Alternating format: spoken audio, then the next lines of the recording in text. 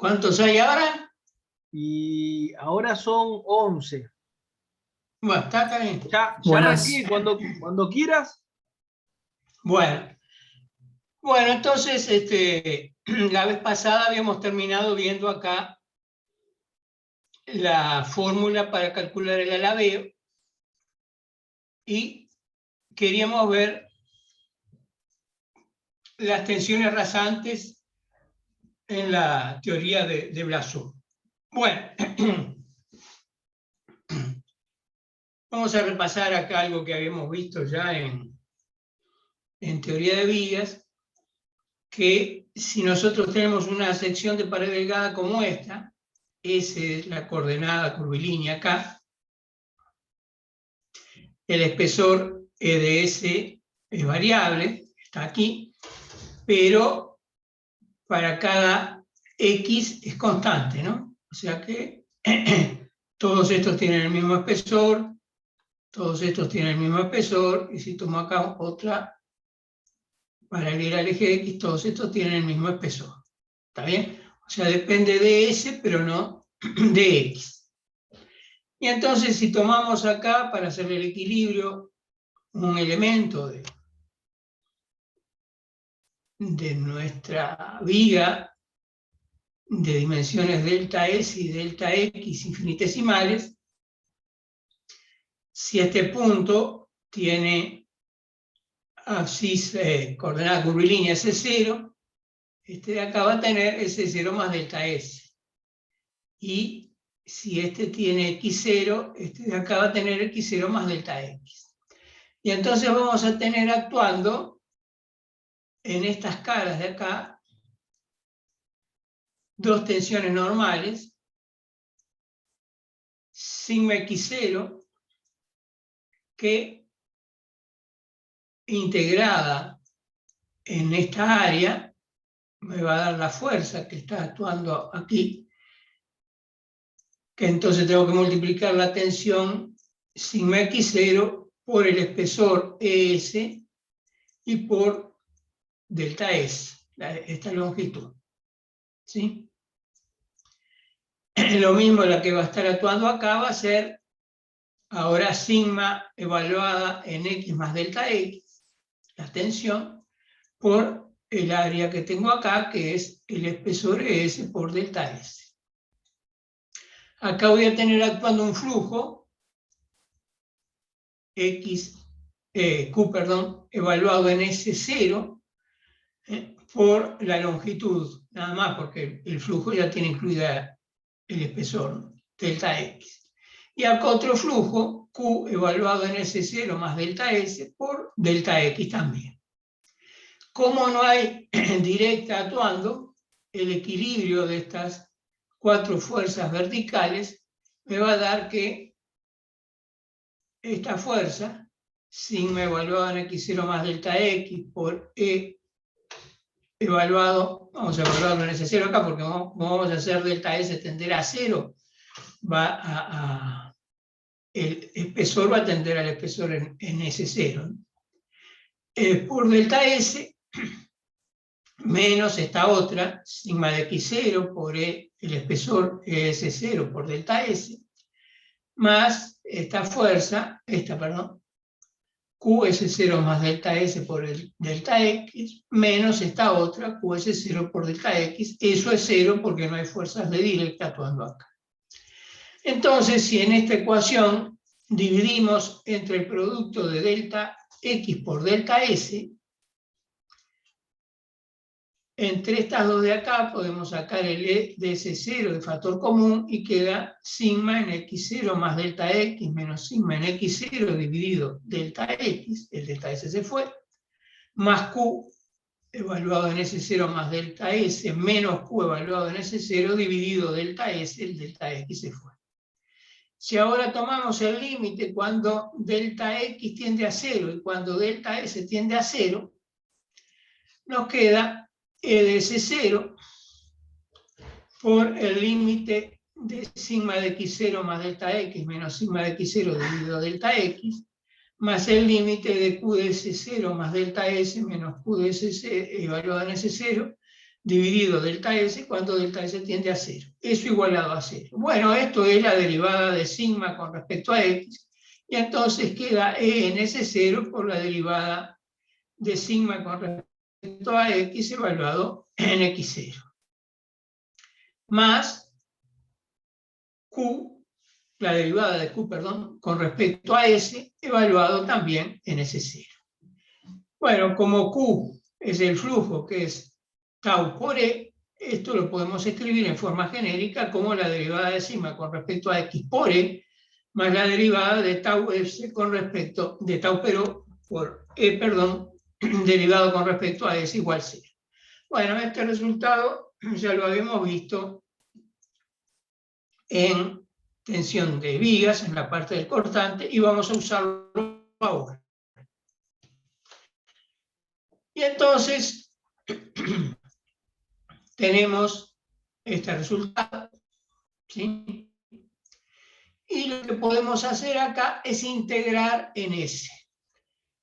Voy a integrar entre S igual 0, que era este origen acá de la coordenada curvilínea S, y una posición arbitraria S igual S0 que andará por acá. Entonces acá me va a quedar, integro esto en S, y me queda Q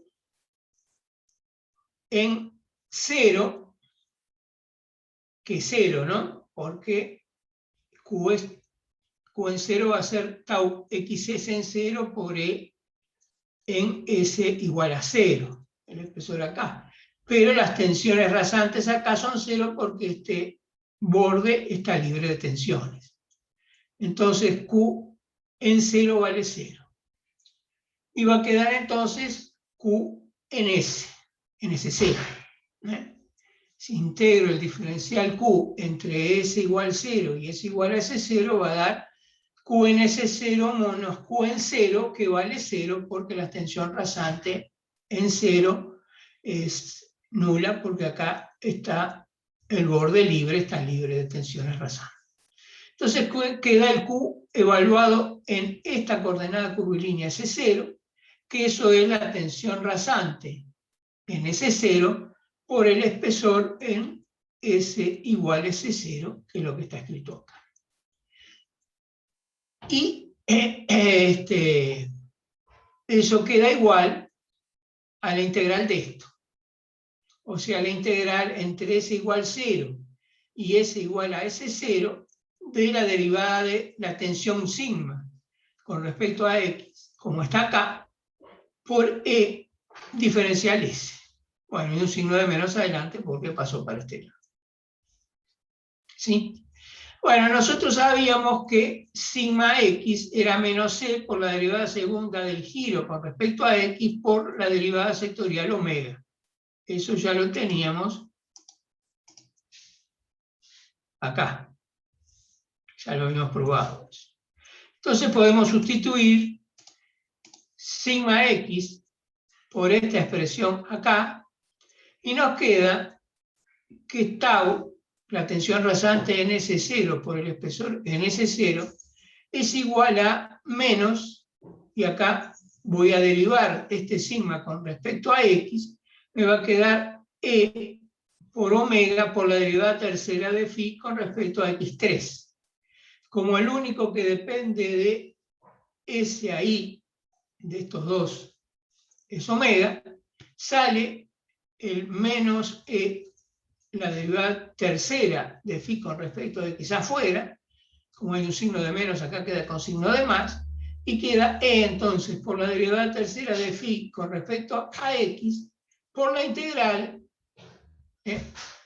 entre el S inicial, en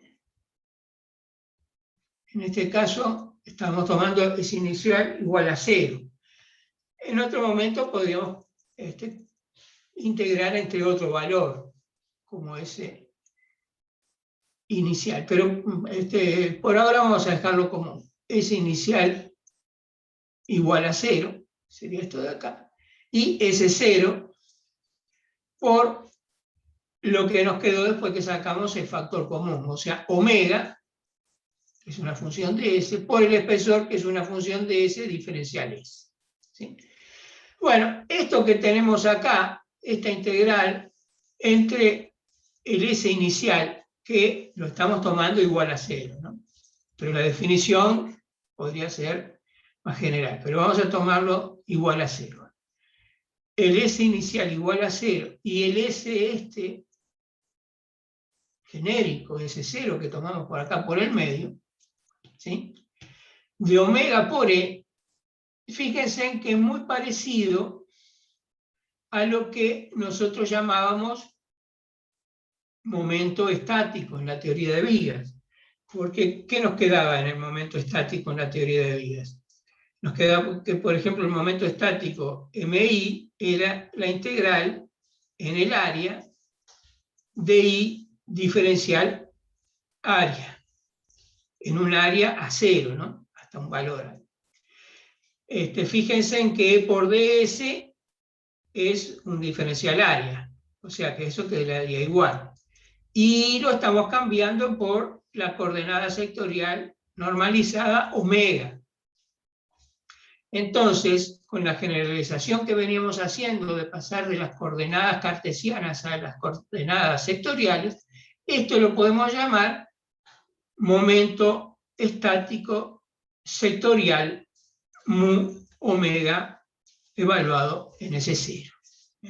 Y entonces ese momento estático sectorial sería la integral entre S igual 0, este es inicial, S igual 0, y el S0 en el que estamos ahora, de omega por E diferencial S. ¿Está bien?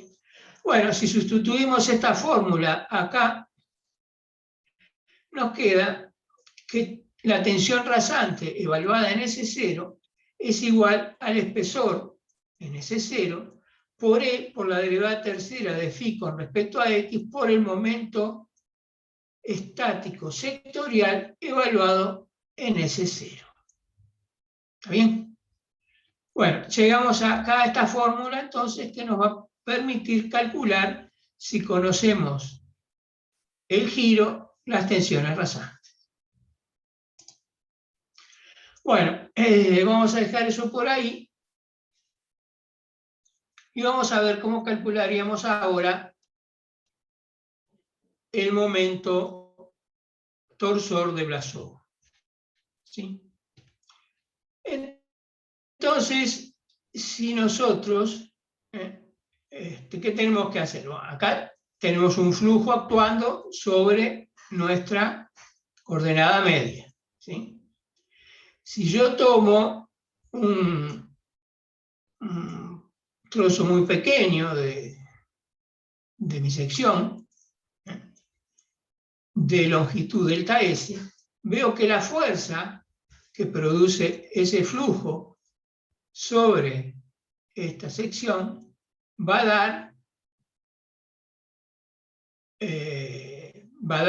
el flujo S actuando sobre esta sección delta S, va a dar una fuerza, ¿está bien?, que va a valer Q por delta S. ¿Sí? Fíjense en que Q es tau por E por delta S. Por delta S es esta área.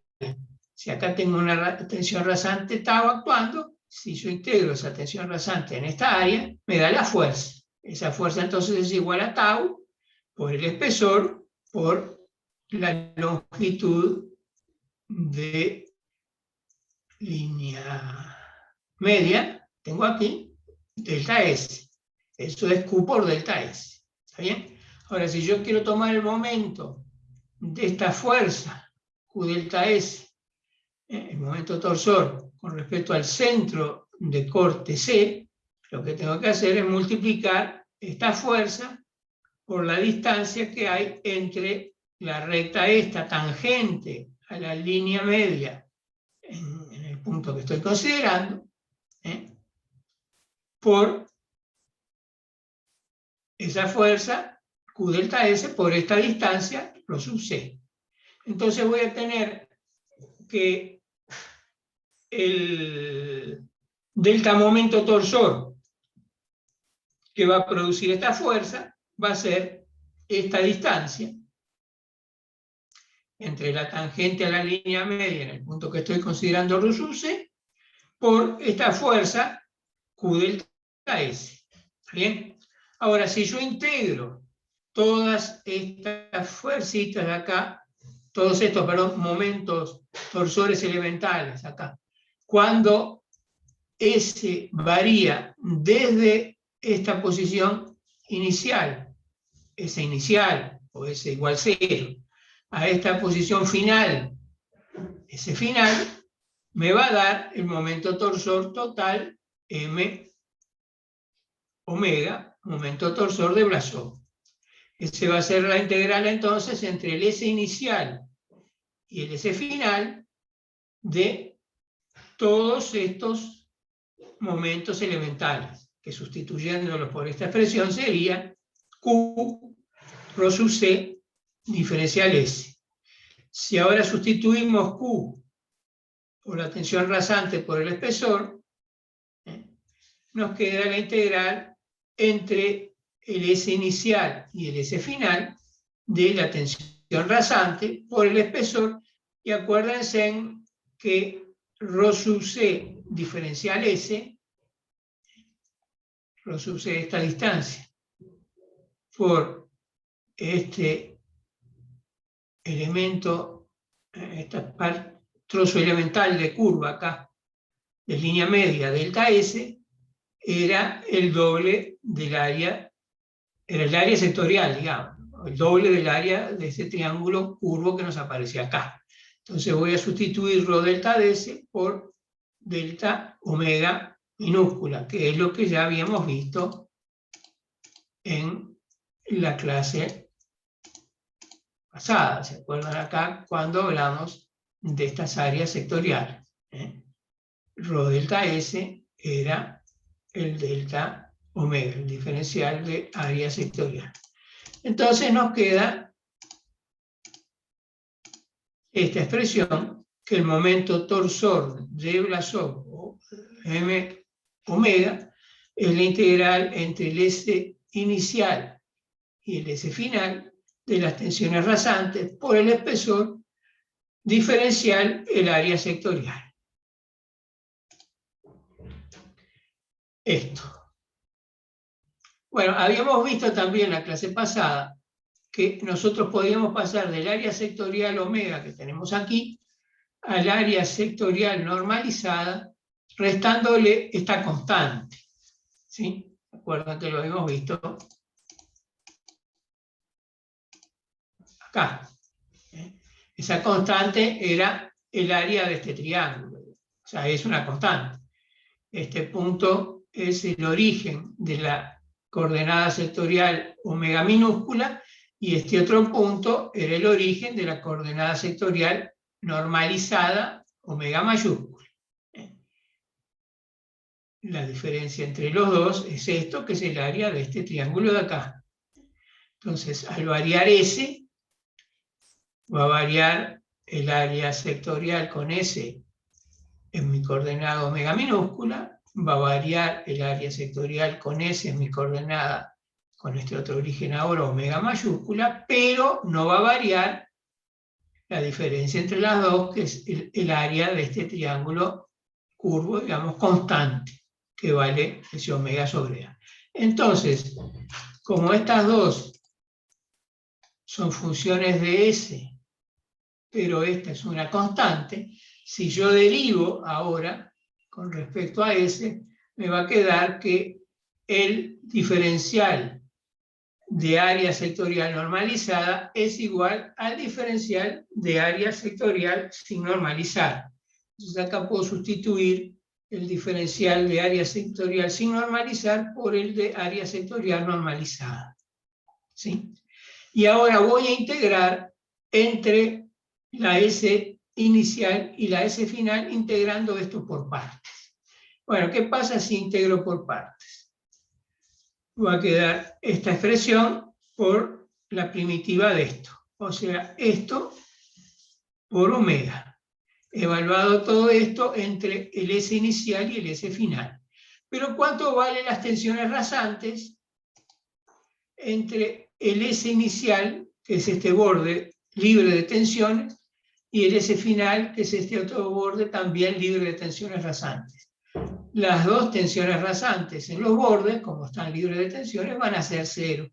Entonces, este término desaparece, porque evalúo las tensiones rasantes en la sección inicial y en la final, y como las dos están libres de tensiones, las tensiones rasantes son 0. Entonces queda que esta integral es igual a menos la integral entre el S inicial y el S final de la derivada de este, o sea, la derivada de tau por E con respecto a S, por la primitiva de este omega mayúscula diferencial S. ¿Está bien?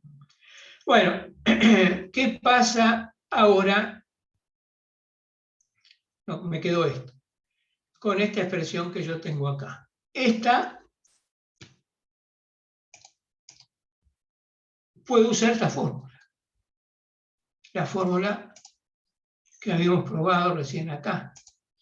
Porque me quedó la derivada de tau por E con respecto a S, y eso es igual a la derivada de sigma con respecto a X por E. Entonces voy a sustituir la derivada de tau por E con respecto a S, con el signo de menos ya, por la derivada de sigma con respecto a X por E. Y entonces, acá está la expresión, me va a quedar, en lugar de poner menos la derivada de tau por E con respecto a S, voy a poner más, porque esto pasa para acá con signo de menos, la derivada de sigma con respecto a X por E, que es una función de S, el espesor, por omega, que es otra función de X. ¿Está bien? Bueno, nosotros ya habíamos visto, también en la clase pasada, que sigma X era igual a menos C por la derivada segunda del giro con respecto a X por el área sectorial normalizada. Lo habíamos visto acá. ¿Sí? Entonces, como a mí me aparece la derivada segunda, no, la derivada primera, perdón, de sigma con respecto a X, ¿sí? Esta S acá no va. Queda que la derivada de sigma con respecto a X es menos E por la derivada tercera de phi con respecto a X, omega. ¿Sí? Entonces, en lugar de poner acá la derivada de sigma con respecto a X, voy a poner menos E por la derivada tercera, vuelvo a derivar, de sigma con respecto a X por omega, por el omega este que estaba allá, acá, y por el este que estaba acá, diferencial S. ¿Están de acuerdo? Bueno, ¿qué pasa con esto? Omega y E dependen de S, el giro phi solamente depende de X y es una constante, entonces esto sale afuera, y me queda acá la integral entre el S final y el S inicial y el S final de el área sectorial normalizada al cuadrado por E diferencial S. ¿Está bien? Entonces me quedó que el momento torsor de Blasov M omega es igual a menos E por la derivada tercera del giro con respecto a X por la integral entre el S inicial y el S final de omega cuadrado E diferencial S. ¿Sí? Quedó así. Ah, bueno, esperen una cosa. Fíjense en que E diferencial S es el diferencial de área, ¿no? Entonces, puedo sustituir acá E diferencial S por diferencial de área, y me va a quedar menos E por la derivada tercera del giro con respecto a X, por la integral en toda el área de mi sección de omega cuadrado diferencial del área. ¿Sí? Bueno, si nosotros teníamos la integral en el área de I cuadrado diferencial de área, eso nos daba el momento de inercia. ¿Sí? Acá nos queda la integral en el área de la coordenada sectorial normalizada omega al cuadrado diferencial de área. Entonces, esto vamos a llamarlo momento de inercia sectorial. Y lo vamos a representar con la letra I omega. Eso es entonces la integral en el área de omega cuadrado diferencial área. Fíjense que es análogo entonces que el momento de inercia, coordenadas cartesianas, era la integral en todo el área de la sección, por ejemplo, de I cuadrado diferencial área.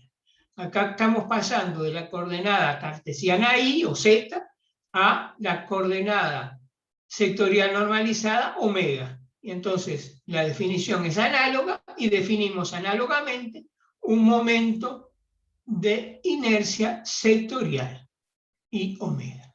Y entonces, sustituyendo acá esta expresión por la del momento de inercia sectorial, nos queda que el momento de torsión de Blasov es menos I por el momento de inercia sectorial por la derivada tercera del giro con respecto a X. ¿Está bien? Bueno.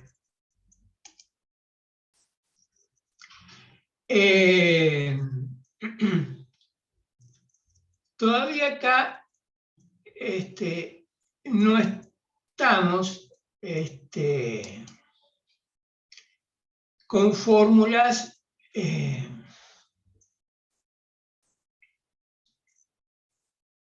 muy análogas a las que tenemos normalmente en elasticidad, en la teoría de vías. Pero fíjense en que nuestro momento mz en teoría de vías era igual a menos I por el momento de inercia I sub z por, no sé si se acuerdan, podemos poner la derivada tercera de la flecha con respecto a X. ¿Sí? Y así se comportaba el momento, perdón, no, les dije mal,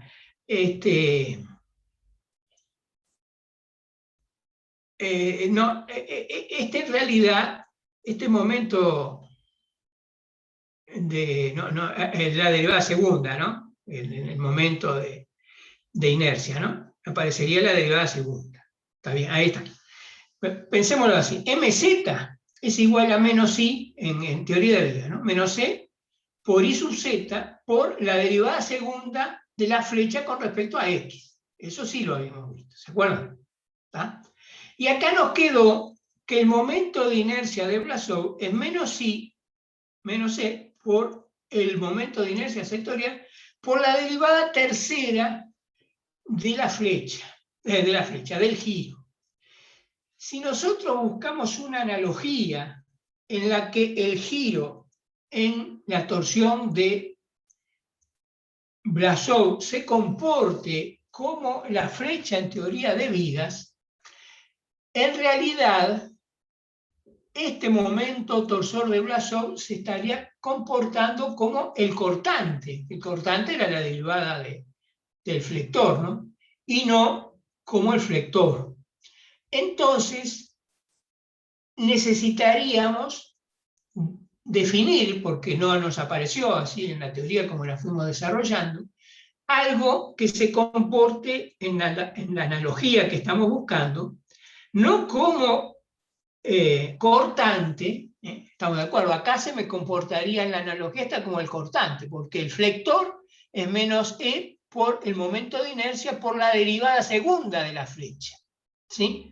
Y el cortante sí es la derivada del flector, es menos C por el momento de inercia por la derivada tercera.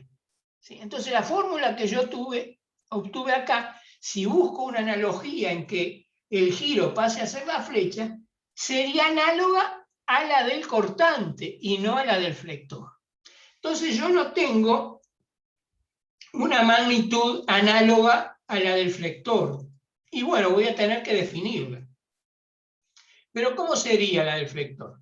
Bueno, el flector sería menos C por el momento de inercia por la derivada segunda de la flecha en flexión. Entonces, lo que voy a definir es algo que vamos a llamarlo bimomento, y vamos a ver qué es el bimomento, que la analogía ocupe el lugar del flector y sea igual a menos E por el momento de inercia sectorial por la derivada segunda del giro y no la tercera como está acá. ¿Están de acuerdo? Entonces yo lo que definiría sería esta nueva magnitud, ¿sí? Que, bueno, vamos a darle la definición para que pase lo que queremos, que sea igual a menos C por el momento de inercia sectorial por la derivada segunda del giro con respecto a X. Entonces se define ahora por la analogía con la teoría de la flexión esta magnitud que vamos a llamar bimomento, ¿sí? Vamos a ver ahora de dónde viene ese nombre bimomento, que vamos a simbolizar, ojo que esto, cuando nosotros encontremos ahora los diagramas de solicitaciones en la teoría de torsión de Blasov, va a aparecer una nueva solicitación que es esta, el bimomento, ¿no? Que va a ser el análogo al flector en la teoría de vigas, ¿sí? Y entonces vamos a definirlo, vamos a ver que cumple esta relación, pero vamos a definirlo así. El bimomento entonces es la integral en el área de las tensiones sigma X normales por la coordenada sectorial normalizada omega diferencial área. Bueno, esto es análogo a la definición del flector en teoría de vigas, porque si nosotros teníamos actuando en la sección unas tensiones normales sigma X, cuando calculábamos el flector, ¿qué hacíamos? Multiplicábamos I por sigma X, lo integrábamos en el área y nos daba el momento flector M sub Z. ¿Está bien? Acá lo que vamos a hacer para definirlo análogo a cómo integrábamos el momento, las tensiones normales en la sección para obtener el momento flector, vamos a definirlo igual para obtener el bimomento. Vamos a integrar las tensiones normales multiplicadas en lugar de por la abscisa I, para obtener el momento MZ, ¿no? Por la coordenada sectorial omega, para tener nuestro bimomento B sub omega, en el área de la sección. ¿Estamos de acuerdo, no? Cuando nosotros hallábamos el momento MZ, hacíamos la integral en el área de la sección de I, la coordenada en cartesiana, sigma X diferencial área. Ahora vamos a hacer igual. Lo único que cambiamos la coordenada cartesiana I por nuestra coordenada sectorial normalizada omega. Entonces, si calculamos la integral en el área, la coordenada sectorial normalizada omega, multiplicada por la tensión normal sigma X, diferencial área, nos da, por la analogía esta que queremos encontrar, el bimomento. ¿Está bien? Bueno, si sustituimos las tensiones sigma X por la expresión que teníamos acá, ¿sí? Menos C, phi, la derivada segunda de phi con respecto a X omega, nos queda menos C por la derivada segunda de phi con respecto a X omega, esto sale afuera porque no depende de Z, y nos queda de nuevo la integral en el área de omega cuadrado diferencial área, que es el momento de inercia sectorial que definimos antes. Este de acá. ¿Sí? Y entonces nos queda la relación que queríamos. El bimomento es igual a menos C por la derivada segunda de phi con respecto a X por el momento de inercia sectorial y omega. ¿Sí? Bueno, como nosotros teníamos, ya lo usamos acá, ¿no? Que sigma X era igual a menos C por la derivada segunda de phi con respecto a X por omega, si sustituimos esta expresión acá, nos queda que B omega es igual a sigma X sobre omega por I. y de ahí podemos despejar sigma x, y nos queda que sigma x es igual al bimomento sobre el momento de inercia sectorial y omega por la coordenada sectorial normalizada omega. Bueno, esta fórmula de las tensiones normales es idéntica en la analogía a la de las tensiones normales en la flexión, en la teoría de vías en flexión. ¿Por qué? Porque fíjense, en la teoría de vías, ¿qué pasaba? La tensión normal sigma x era igual al momento flector actuante sigma z por el momento de inercia y sub z por la coordenada y en ese caso, ¿no? ¿Sí? Acá pasamos a las coordenadas sectoriales y nos queda que sigma x es igual a, en lugar del momento flector viene el bimomento. En lugar del momento de inercia, viene el momento de inercia sectorial. Y en lugar de la coordenada cartesiana, viene la coordenada sectorial normalizada omega.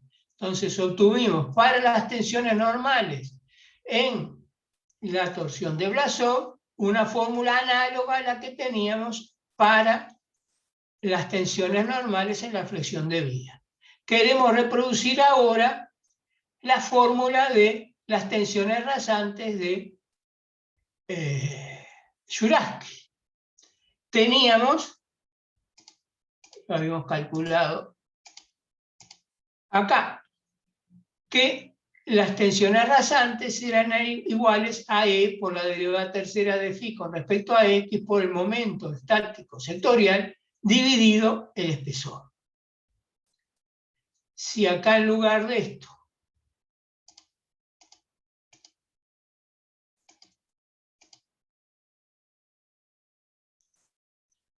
acá está escrito esa fórmula que teníamos ahí. ¿Sí? Pasamos el E dividiendo. Y ahora acá, en lugar de poner la derivada E por la derivada tercera de phi con respecto a X, ponemos el momento, fíjense, menos E por la derivada tercera de phi con respecto a X es el momento torsor m omega sobre I omega. ¿Sí? Entonces, en lugar de poner E por la derivada de phi tercera de phi con respecto a X, pongo menos el momento torsor m omega sobre I omega. ¿Sí? Menos el momento torsor, en vez de estos dos, menos el momento torsor m omega sobre I omega. ¿Qué me queda? Me queda el momento, el momento estático sectorial mu sub omega y dividiendo acá el espesor. Entonces quedó que las tensiones rasantes, evaluadas en un punto genérico de ascisa curvilínea S0, son igual a menos el momento torsor de Blasov m omega dividido el momento de inercia sectorial I omega dividido el espesor por el momento estático mu omega, estos evaluados en la coordenada S0. Esta fórmula es análoga a la de Djuravsky. ¿Por qué? Porque las tensiones rasantes, según la fórmula de Djuravsky, eran igual. Acá, ¿quién va en lugar del cortante? Bueno, ya habíamos visto acá que aparecía la derivada tercera. En lugar del cortante va el momento torsor de Blasov. ¿Quién va en lugar del momento de inercia y sub z? Va el momento de inercia sectorial y su omega. El espesor va igual, y acá en lugar del momento estático, mu sub z, va el momento estático sectorial, mu sub omega. Es exactamente análogo. Bueno, pero además, teníamos que el bimomento era menos EI por la derivada segunda del giro con respecto a X. si derivo el bimomento con respecto a X, me queda que es igual a menos 6 por la derivada tercera del giro con respecto a X. Pero ¿quién era menos 6 por la derivada tercera del giro con respecto a X? Era el momento de torsión de Blasov. Entonces, la derivada del bimomento con respecto a X es el momento torsor de Blasov. La misma relación que teníamos entre el momento flector y el cortante, la derivada del flector con respecto a X daba el cortante, se mantiene acá. La derivada del bimomento con respecto a X da el momento torsor de Blasov. O sea que en lugar del momento flector aparece el bimomento. En lugar del cortante aparece el momento torsor de Blasov. Bueno, vamos a hablar ahora un poco más del nombre, porque el bimomento. ¿Se acuerdan que cuando nosotros hicimos la demostración intuitiva, nos aparecían estas dos fuerzas actuando sobre las dos alas de nuestro perfil I? En el empotramiento, esas fuerzas, estas fuerzas, producían acá dos momentos flectores. Cuando consideramos, ¿se acuerdan? Esta viga, un momento flector con este sentido, y cuando consideramos esta otra viga nos aparecía un momento flector igual y contrario. O sea que aparecía un bimomento, dos momentos iguales y contrarios que se autoequilibraban. ¿Está bien? Acá vemos cómo eran las tensiones normales que producían, se autoequilibraban. ¿Qué quiero decir? Que estos dos momentos iguales y contrarios se autoequilibran. Bueno, que son estáticamente equivalentes a cero, al torsor cero. ¿Por qué? Porque no hay, si la resultante de ellos es cero, y el momento con respecto a un punto también es cero. O sea que son autoequilibrados. O sea que, ¿qué está diciendo esto? Que vamos a verlo ahora. Este bimomento que apareció, ¿sí? Que el nombre viene de estos dos momentos iguales y contrarios que habían aparecido acá. Vamos a verlo todo esto ahora después. Es estáticamente equivalente a cero, o sea que es autoequilibrado. ¿Está? O sea que si yo quiero, es un poco vidrioso este asunto, porque si yo quiero pasar, tengo un sistema de fuerzas y quiero pasarlos, vamos a verlo ahora, se los voy adelantando. Por ejemplo, tengo una fuerza en este mismo problema. Un perfil I, también le van a tener en el práctico un ejercicio así. Un perfil I que está empotrado, y acá, en este punto del ala inferior, hay una fuerza de compresión actuando acá, P. ¿Está bien? ¿Sí? Entonces yo podría resolver este problema diciendo, bueno, paso esta fuerza al baricentro de mi sección. Entonces la paso poniendo acá una fuerza del mismo valor, ¿sí? Y podría poner un momento M y un momento MZ, ¿no? Que valen B sobre 2 por P y H sobre 2 por P. ¿Está bien? Entonces, esta fuerza P actuando aquí sería estáticamente equivalente a la fuerza P actuando en el baricentro de la sección, un momento MI y un momento MZ. ¿Está bien? De valores, como les dije, P por B sobre 2 y P por H sobre 2, que serían, ya lo habíamos nombrado, sí, creo, H la altura del perfil I y B la longitud del ala. ¿Está bien? Y yo de esas tres, las tres me van a producir tensiones normales en esta sección, que es donde me van a importar más. Las tres van a producir tensiones normales ahí. Y yo podría decir, bueno, la máxima tensión normal vale lo que sale de combinar esas tres. Vamos a verlo después con un poco más de detalle. ¿Está? Y de ahí diría, mi tensión normal máxima vale tanto. Bueno, eso está mal. Está mal. ¿Por qué? Porque acá actuando hay un bimomento. Y si bien este bimomento, como vamos a ver recién con esta misma idea de aquí, es autoequilibrado, o sea, es estáticamente equivalente a cero, va a pasar como acá pasaba con estos momentos. Van a producirse tensiones normales, ¿sí?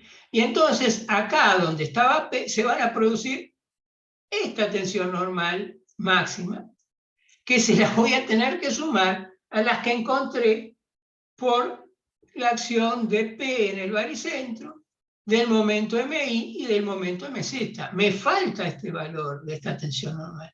Y va a cambiar de una forma a veces importante, ¿sí? Entonces, no considerar este bimomento actuando ahí me va a llevar a calcular mal la máxima tensión normal que está actuando sobre el empotramiento y a dimensionar mal mi perfil. ¿No? Entonces, a pesar de que el bimomento siempre, vamos a verlo después, es autoequilibrado, siempre tiene, es estáticamente equivalente a cero, produce tensiones normales. Y si yo me olvido de considerar el bimomento, me voy a olvidar de sumar esas tensiones normales a las máximas que estoy calculando y voy a tener errores que me van a llevar a diseñar mal mi vida y tal vez se pueda caer mi estructura. Entonces hay que tener cuidado en este tipo de problemas de torsión de Blasov, no olvidarse del bimomento, a pesar de que va a ser siempre estáticamente equivalente a cero, va a ser siempre autoequilibrado. Bueno, vamos a ver el dibujo, acá no lo puse, me olvidé de poner el dibujo. Bueno, vamos a ver cómo se calcula el bimomento producido por una carga concentrada. ¿Sí? Bueno, no puse la figura. No, acá ya está el ejemplo ese que les decía. La figura no está. Bueno, bueno, pensemos que tenemos acá una sección de pared delgada y hay en esa sección, en un punto de abscisa curvilínea, S sub I, y coordenada normalizada omega de S sub I, actuando, por ahora pensemos una sola, una fuerza concentrada, quiero hallar el bimomento que producen las cargas concentradas, una fuerza concentrada F. Por ahora supongamos que hay una sola, después podemos suponer que hay I, y entonces tendrían FI fuerzas actuando en los puntos de coordenadas SI, S1, S2. ¿Está bien? Bueno, entonces, la definición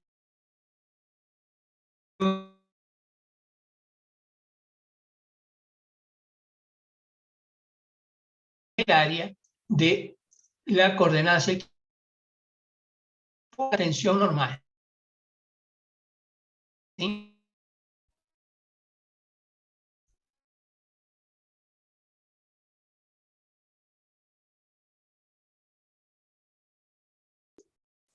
Pequeña, con centro, digamos, en SI, que va a ser igual al espesor de esa sección SI por una longitud infinitesimal delta S. Esa entonces es un sigma X. Entonces sustituyo acá y me queda por esta tensión sigma X. Voy a poner el diferencial área, voy a hacer lo que hicimos al hoy. Hoy teníamos el espesor diferencial S, diferencial área. Bueno, ahora voy a sustituir diferencial área por el espesor diferencial S. Bueno, los van y me queda, y ahora voy a tomar si el límite cuando delta S tiende a 0. Como estoy integrando en esta área chiquita donde actúa F, porque en el resto F0, estoy integrando entre SI menos delta S sobre 2 y SI más delta S sobre 2. ¿Está bien? Entonces me queda el límite cuando S tiende a 0 de, supongamos que hay una sola fuerza, olvidémonos de esa sumatoria, la integral entre SI menos delta S sobre 2 y SI más delta S sobre 2 de omega ds por, en lugar de la tensión, F dividido ES, y en lugar del diferencial área, ES por delta S. Se me fueron los dos ES y me queda FI sobre delta S por delta S. ¿Sí?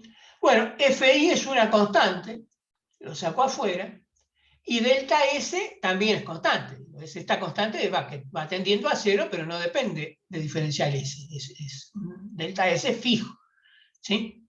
Entonces sale afuera también. Entonces me queda el límite cuando delta S tiende a 0 de FI por 1 sobre delta S, la integral entre SI menos delta S sobre 2 y SI más delta S sobre 2 de omega ds diferencial S. Bueno, este límite, el FI sale afuera del límite también, este límite es lo mismo que evaluar omega en SI. ¿Sí? Está 1 sobre delta S por la integral entre SI menos delta S sobre 2 y S SI más delta S sobre 2 de omega ds diferencial S es lo mismo que evaluar omega ds en S sub I. ¿Está bien? ¿Están de acuerdo? Entonces, ahí me queda que el valor que obtuve es FI por omega ds evaluado en S sub I. Bueno, si en lugar de una tuviera n cargas concentradas, me quedaría esta sumatoria. ¿Está bien? Entonces, el bimomento que produce n cargas concentradas es igual a la sumatoria del valor que tiene cada una de esas cargas concentradas por el valor de el área sectorial normalizada en cada uno de los puntos de aplicación de esas cargas. O sea que yo voy a tener que dibujar mi diagrama de áreas sectoriales normalizadas y multiplicando el valor que toman en los puntos de aplicación de las cargas por las cargas, me da el valor del mismo momento. ¿Está bien? Bueno, entonces vamos a ver si ahora un poco más ese problema que les dije de tener mi perfil I con la carga P concentrada en este punto. ¿Sí? Yo podría, para mostrarles por qué aparece el bimomento, pensarlo así. Esta carga P es estáticamente equivalente a la suma de estos 4 estados donde aplico cargas P sobre 4 en cada uno de los extremos de las alas. Fíjense en que aplico una de compresión en una de compresión, una de tracción, una de tracción y una de compresión. La suma me da 0, que es lo que está actuando acá. ¿Qué pasa en este otro? Una de compresión, una de tracción, una de compresión y una de tracción. Suma 0 lo que está actuando acá. ¿Qué pasa en este otro? Compresión, compresión, tracción, tracción. Suma 0 lo que está actuando acá. Y en este último, P sobre 4 de compresión, P sobre 4 de compresión, P sobre 4 de compresión, P sobre 4 de compresión. Suman 4 cargas P sobre 4 de compresión, o sea, la carga P de compresión. O sea que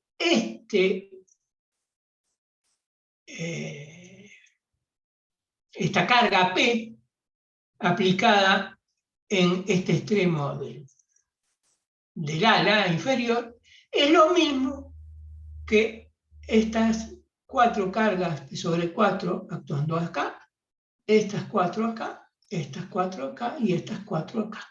Vamos a ver, o sea que esta carga es estáticamente equivalente a estas 4.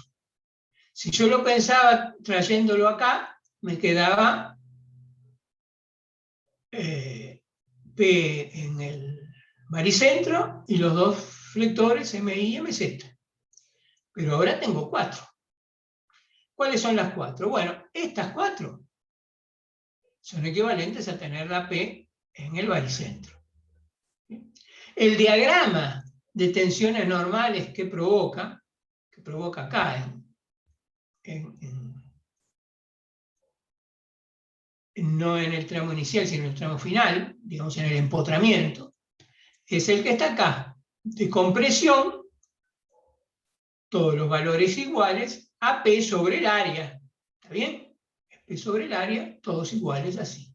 Y entonces acá, bueno, me quedo constante, pero yo ya sé que el máximo valor me va a tener que quedar acá, ¿no? Entonces voy teniendo un valor acá de tensión normal de compresión para ver cuál es el valor máximo que va a ser en este extremo libre inferior del ala inferior. ¿Sí? Bueno, ¿qué es este otro? Fíjense en que esto es lo mismo que tener un P sobre 2 acá de tracción y un P sobre 2 acá de compresión. Esto me va a dar un momento acá, así, M sub Z, alrededor del eje Z. ¿Sí? Este momento flector MZ alrededor del eje Z, que es uno de los que me parecería si yo traía esta carga P al baricentro, este acá, ¿sí?, me va a dar un diagrama de tensiones, como este que está acá, que conocemos, y las tensiones normales A y sigma X vale MZ dividido el I sub Z por el I máximo, ¿sí?, que va a ser H sobre 2. Se me va a producir también acá, ¿no?, ¿sí?, la máxima normal de compresión. ¿Qué hacen estas otras dos? Acá es lo mismo que tener acá, que tener aquí una carga P sobre 2 de tracción y acá una carga P sobre 2 de compresión. O sea, un momento MI acá igual a P sobre 2 por B. ¿Sí? Acá era P sobre 2 por H, ¿no? ¿Sí? Y bueno, y me va a producir acá también un diagrama de tensiones normales por esa flexión que van a ser sigma X igual a MI sobre I por el Z máximo, que va a ser en este caso B sobre 2. ¿Está bien? Y acá entonces voy a tener el máximo que estoy buscando de la tensión de compresión.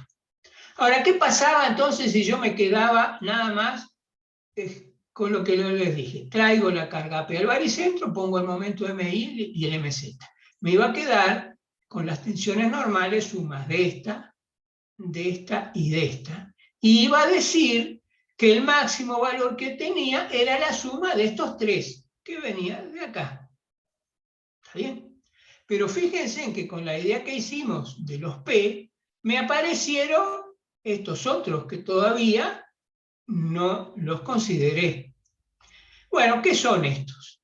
Uno P sobre 4 acá de compresión, otro P sobre 4 acá de tracción, perdón. Uno P sobre 4 acá de tracción y otro P sobre 4 acá de compresión. Bueno, estos dos de arriba me generan acá un momento M, como hablamos aquí, acá.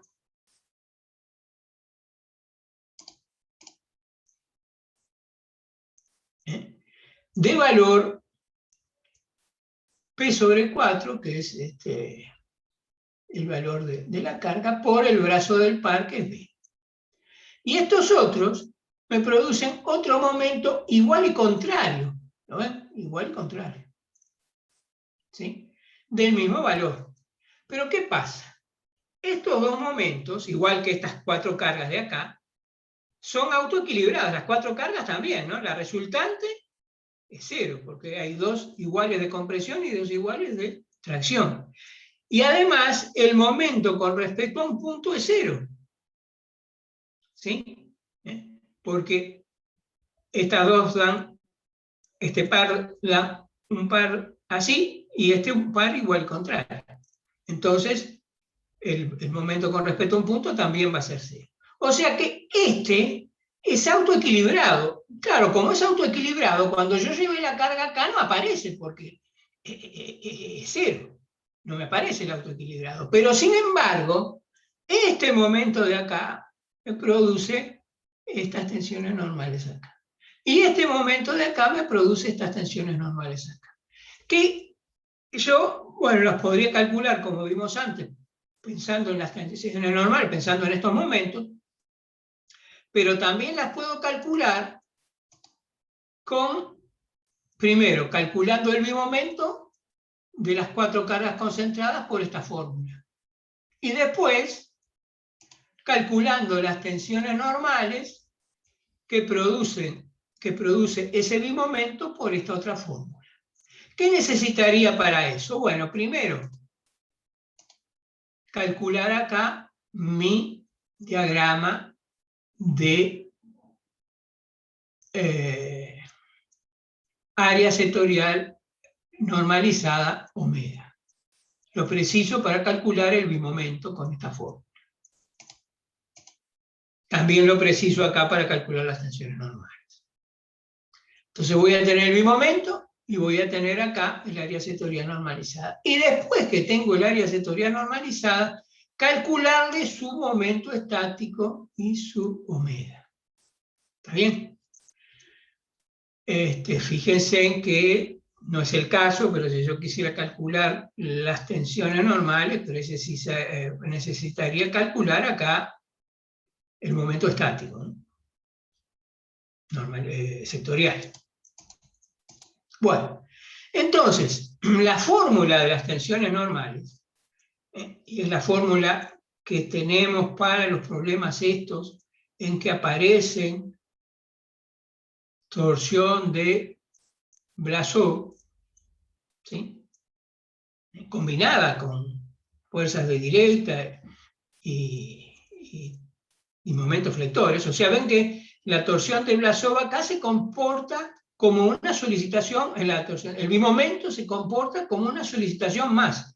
A las solicitaciones que teníamos de antes, de fuerza directa, cortante según I, cortante según Z, momento flector alrededor del eje I, momento flector alrededor del eje Z y momento torsor, a esas 6 le agregamos ahora una nueva solicitación más, que vamos a tener que hacer el diagrama de solicitación bimomento, y en la fórmula de las tensiones normales, a la fórmula que ya habíamos visto, que era esta, en la teoría de vías, hay que agregarle esta tensión normal que viene de acá, del bimomento. Y acuérdense de cómo es el problema. Si yo lo llevo al baricentro, me aparecen estas tres, no me va a aparecer el bimomento, porque es autoequilibrado, pero sin embargo produce tensiones normales, y esta tensión hay que sumarla acá con las otras. ¿Está bien? Bueno, entonces, supongamos, este problema lo tienen para hacer en el práctico. Todo esto lo saben calcular. En el caso de acá, el área, bueno, sale enseguida. Para esto precisan el momento de inercia según Z, que lo calculan, hicimos ejemplos de eso, el momento de inercia según, y también desprecian los términos en T al cubo, claro, ¿no? Entonces hay que ver cómo se calcula esto. Bueno, Lo primero es calcular, bueno, este omega es mayúscula, calcular el diagrama de área sectorial normalizada. Bueno, vamos a darle un signo, ya lo habíamos marcado por acá el signo, lo vamos a considerar positivo de las áreas sectoriales en el sentido antihorario, ¿sí?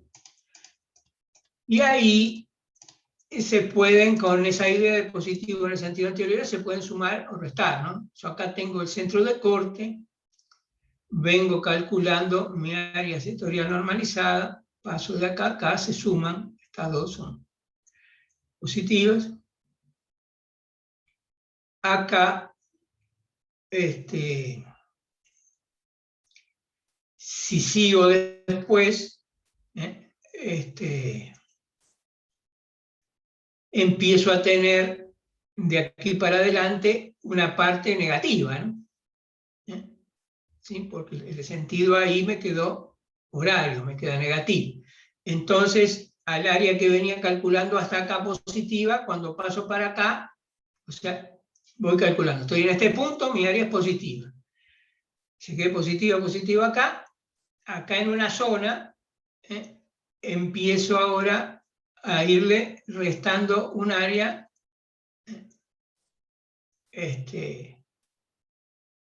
vengo hasta acá tengo todo positivo, pero después cuando me voy corriendo por acá, le tengo que ir restando esta área que es de sentido contrario, negativa. Entonces el área sectorial va acá a empezar a disminuir hasta este punto. ¿Lo ven, no? Yo vengo con mi área sectorial positiva hasta acá. Cuando sigo, acá me cambia el sentido, paso de positiva a negativa, y entonces esta parte tengo que restar, ¿sí? O sea que esta es positiva hasta esta posición, toda esta, y esta otra parte de acá, cuando paso desde acá hasta acá, con ese, es negativa. Bueno, y así podemos calcular, vamos a ver cómo sería la idea, el área sectorial del perfil ese que tienen ahí, que era un perfil I. Bueno, el origen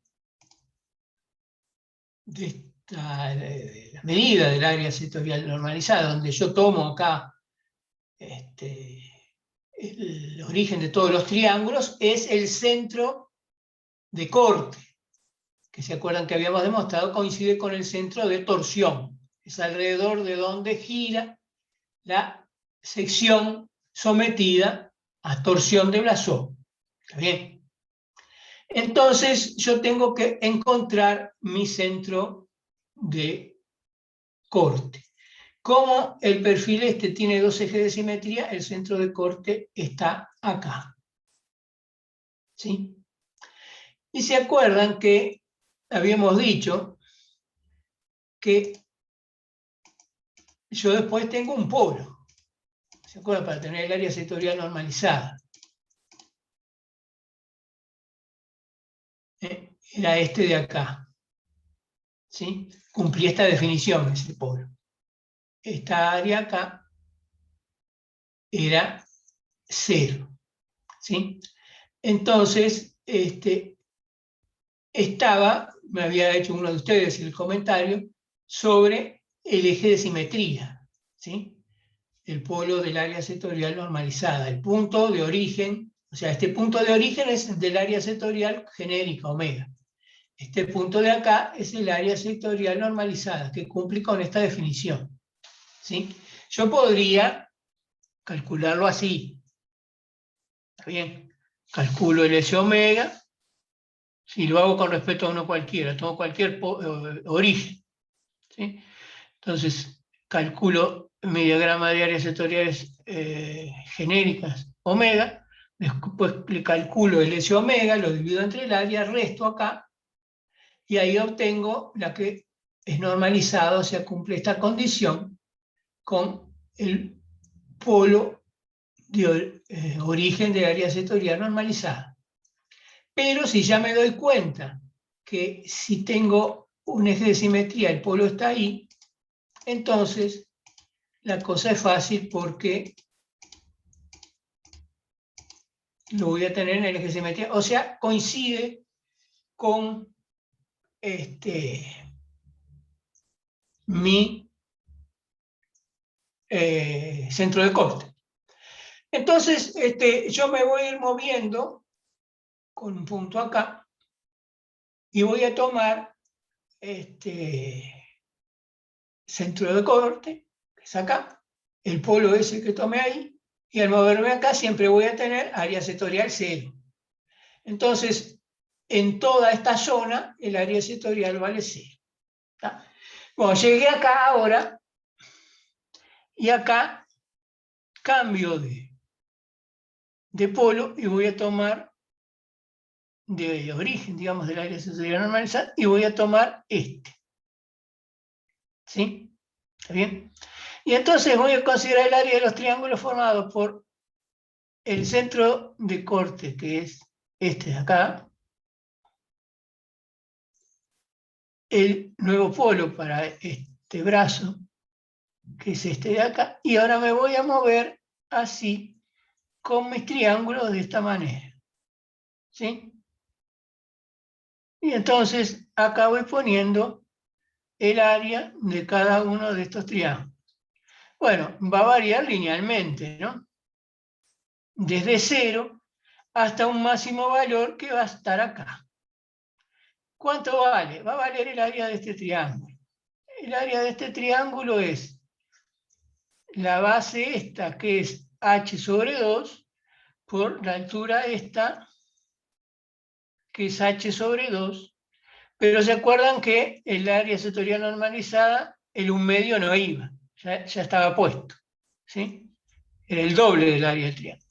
Entonces va a ser b sobre 2 por h sobre 2, bh sobre 4.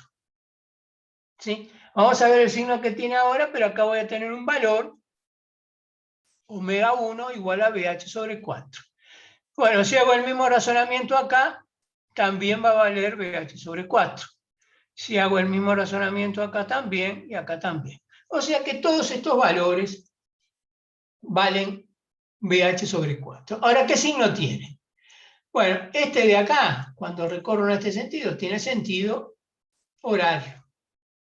Como habíamos visto acá, el antihorario es positivo, el horario es negativo. Menos omega 1. Este otro tiene sentido antihorario, es positivo, más omega 1. Y así, este de acá, lo vengo recorriendo, así tiene sentido horario es negativo también, menos omega 1, este de acá es positivo, más omega 1. Entonces, Entonces, una pregunta. ¿sí? El W1, ¿verdad? Sí. Si vos haces el área del triángulo visto desde el centro de corte, ¿no te queda B sobre 2 por H sobre 2 dividido 2? ¿El área del triángulo? Claro, pero acordate que nosotros tomábamos, vamos a llevarlo allá, así lo ves.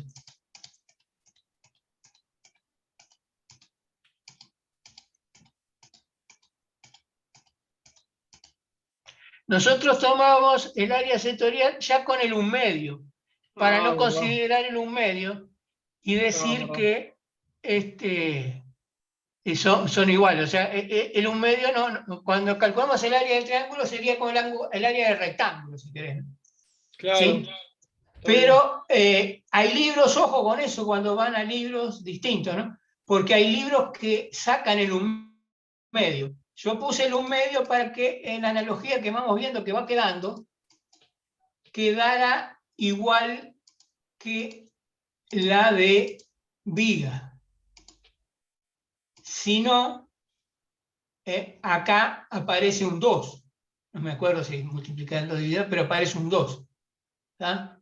Entonces, si uno lo toma con el 1/2, sin el 1/2, digamos, que hay libros que lo hacen, aparecen 2 en las fórmulas que complican un poco la cosa, ¿no? Porque uno se recuerda por la analogía, ¿no? Si aparecen factores multiplicando y dividiendo 2, ahí no se acuerda más cómo es la cosa, ¿no? Tendría que pensarlo cada vez. Por eso yo preferí poner el 1/2 ahí y evitar esos dos, para acordarme más fácil de cómo son. Pero eso trae un problema, porque uno puede buscar en libros los valores que están estas gráficas. Y hay libros que ponen acá un 8. ¿Tá? Entonces, con eso hay que tener cuidado, porque si uno lo usa con la fórmula sin los dos allá, después da mal, ¿no? O sea, hay que tener cuidado si uno saca los valores de un libro, fijarse antes si definió el área sectorial con el 1/2 o sin el 1/2. No, nos pasó a veces de querer darles una tabla que sacamos del libro, un año nos pasó, y habíamos puesto justo, la sacamos de un libro que tenía sin el 1/2 y todos estos valores, las tablas estaban todas mal, ¿no? ¿Ah? O sea, cojo con eso si lo sacan de libros, porque hay veces que aparece acá BH sobre 8.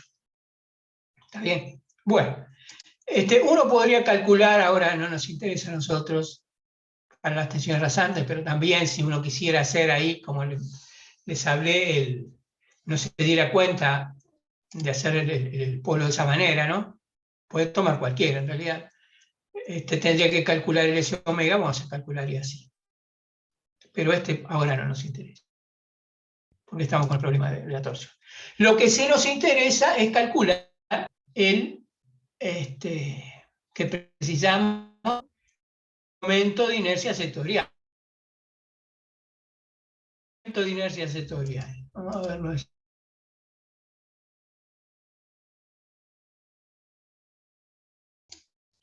El momento de inercia sectorial era bajo la curva de cuadrados de nuestro diagrama de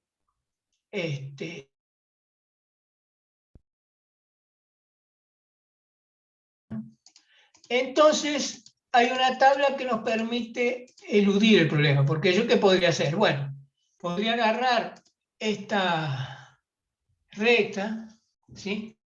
Encontrar la ecuación de esta recta de acá, el cuadrado, ¿sí? Y me va a dar una parábola así. ¿Está bien? Y ahí podría calcularle el área bajo la curva, ¿no? ¿Está bien? Bueno, eso se puede hacer, pero tenemos una forma. A ver, ¿dónde está la forma? Esperen. Por acá tiene que estar. Acá.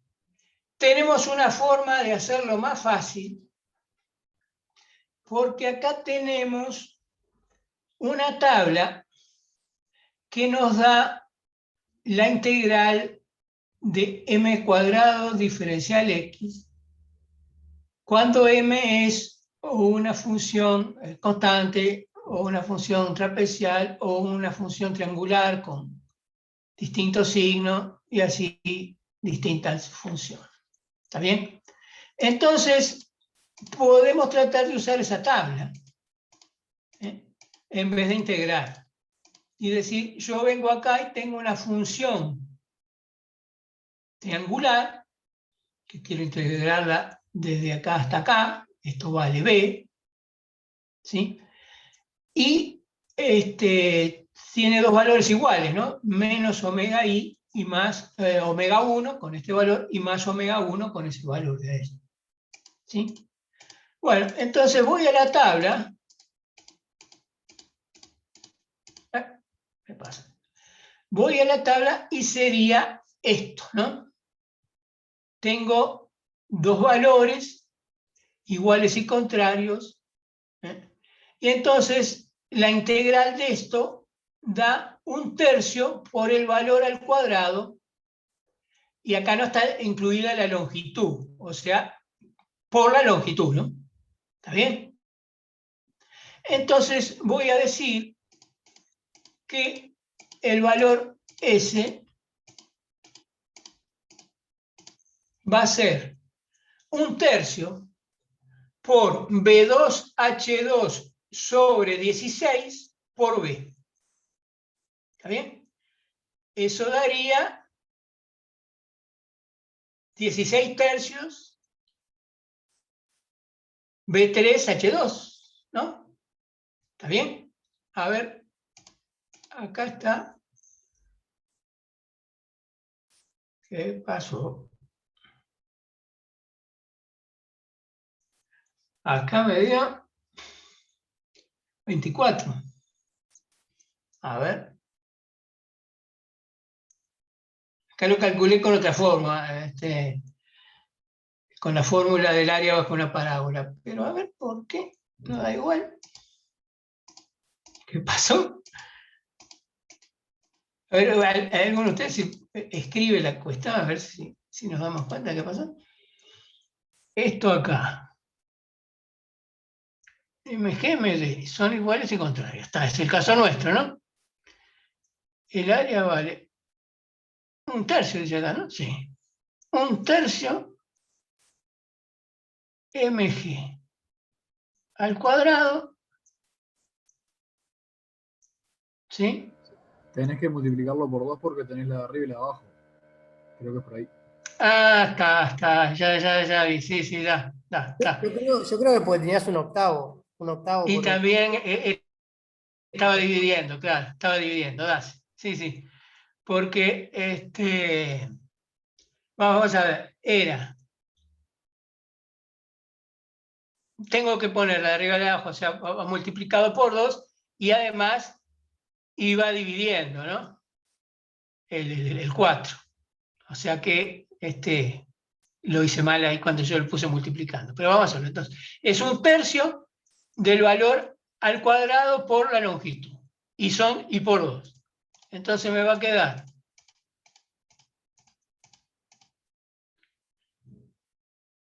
vamos acá. 1/3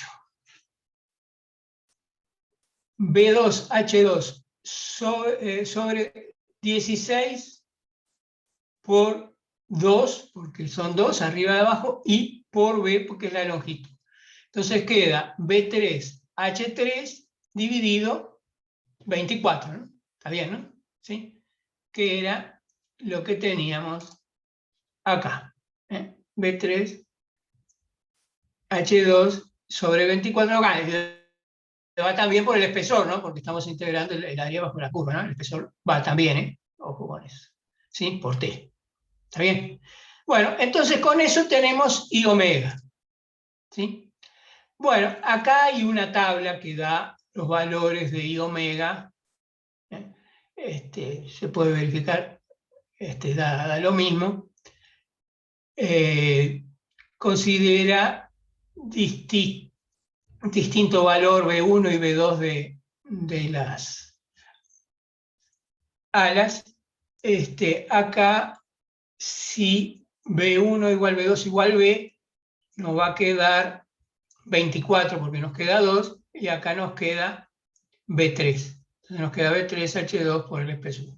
Quedó lo mismo. ¿Está bien? ¿Sí? Da también la distancia a la que está el centro de corte, en cada caso. ¿Sí? Bueno, la distancia que lo marca acá, ¿no?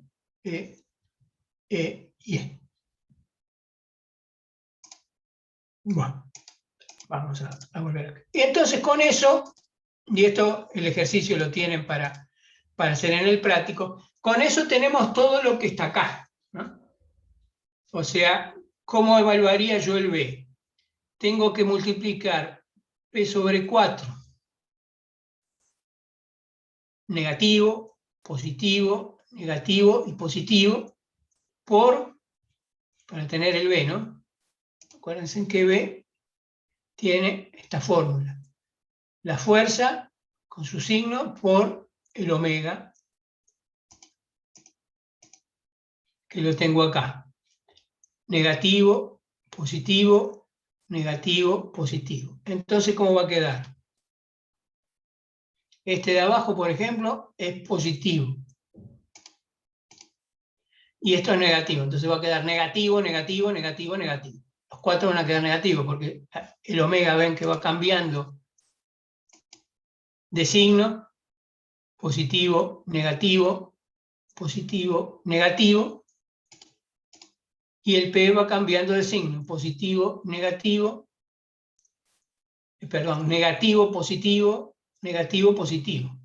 Cuando los multiplico están los signos contrarios, ¿no? Ven que este es negativo cuando el omega es positivo, entonces van a quedar todos negativos, ¿sí? O sea que va a quedar el omega 1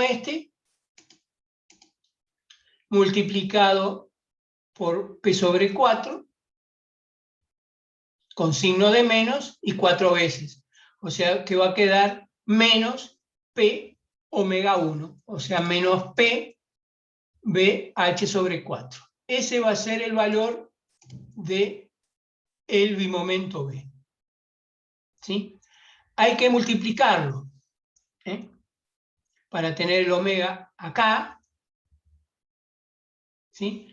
Por el valor del, para tener, perdón, el sigma X, acá, por el valor del omega acá. El valor del omega I es positivo, BH sobre 4. Entonces nos va a quedar con signo de menos, porque ya veníamos con signo de menos, ¿no? Con signo de menos,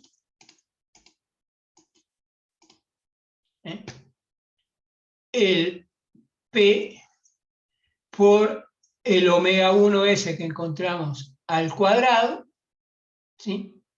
Y dividido el I omega S que encontramos acá. Eso nos va a dar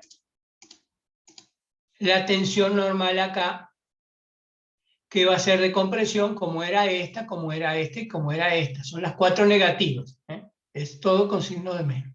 Entonces hay que sumar las 4 y ahí obtengo el valor de la máxima tensión normal acá. Ven que si no consideramos eso, fíjense, cuando resuelvan el ejercicio, no sé si se pregunta, pero mírenlo, el error que cometerían si no lo hubieran considerado, ¿no?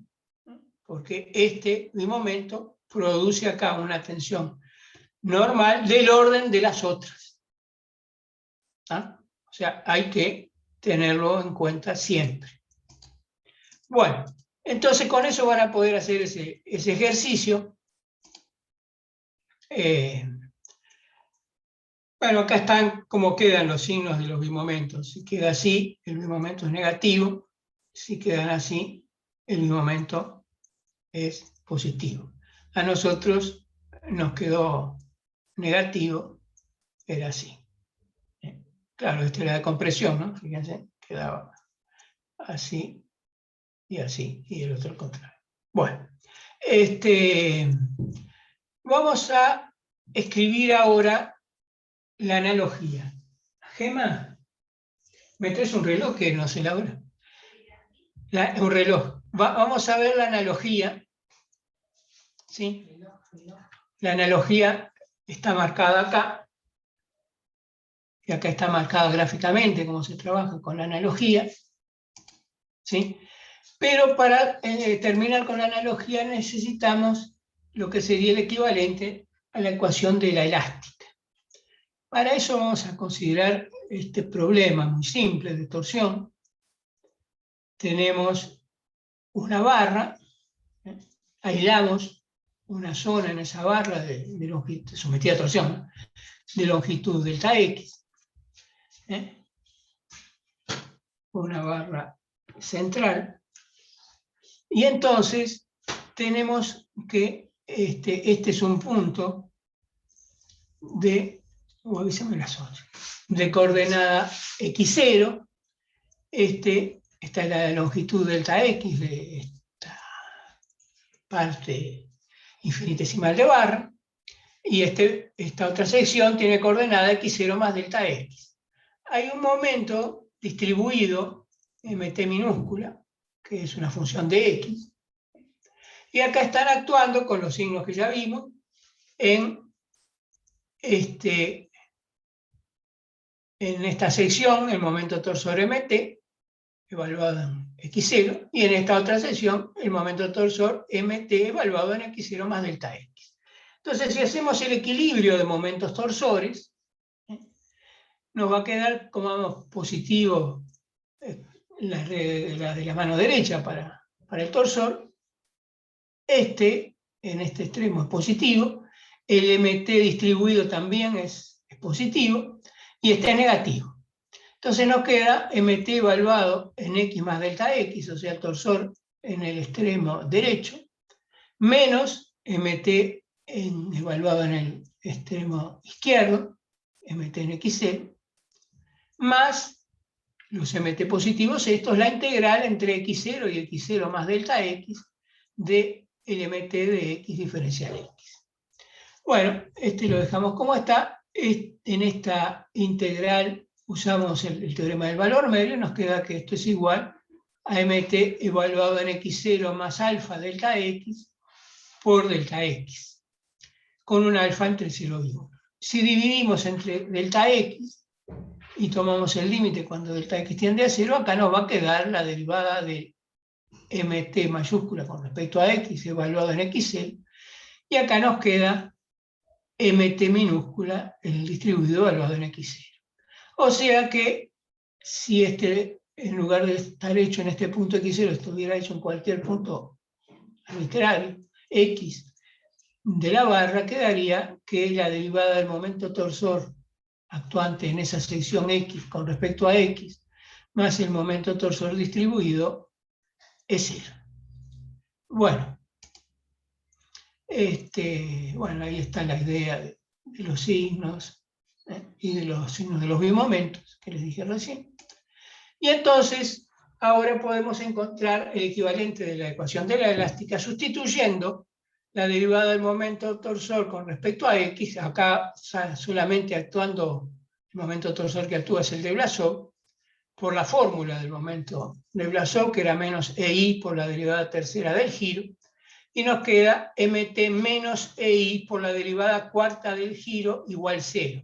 Fíjense en que esto es análogo a la ecuación de la elasticidad de la línea elástica de una viga, que nos quedaba menos Q, que era la fuerza distribuida positiva hacia abajo, menos EI por la derivada cuarta de la flecha igual 0.